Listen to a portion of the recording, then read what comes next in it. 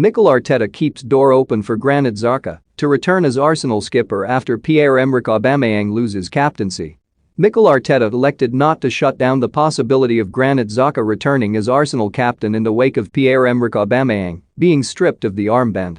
The out-of-form Gabonese striker was left out the team that beat Southampton on Saturday due to a disciplinary breach, one of several he has incurred during Arteta's time as manager at the Emirates, and was subsequently removed from his role as club captain. A statement released on Tuesday morning explained, following his latest disciplinary breach last week, Pierre-Emerick Aubameyang will no longer be our club captain and will not be considered for selection for Wednesday's match against West Ham United. We expect all our players, particularly our captain, to work to the rules and standards we have all set and agreed.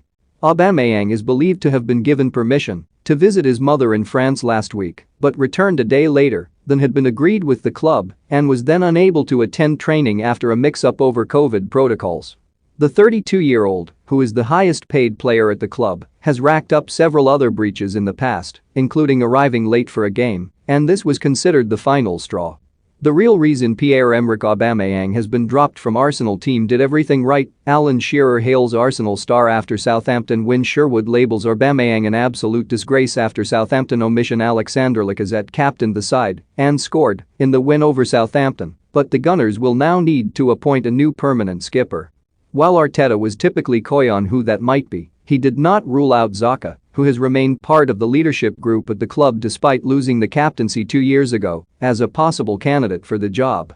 Asked directly if Xhaka could be Arteta's next captain, the Spaniard replied, "Granit is one of the captains, and he's part of the leadership group, and he's a really important player for us." The midfielder was involved in a heated confrontation with fans in October 2019 during a 2-2 draw with Crystal Palace, cupping his ear to the booing crowd when he was substituted, yelling an obscenity and taking off his shirt, and he was later stripped of the captaincy by Unai Emery. That incident predates Arteta's tenure, of course, and the Spaniard has always spoken glowingly about Xhaka, who has remained a key presence in the dressing room.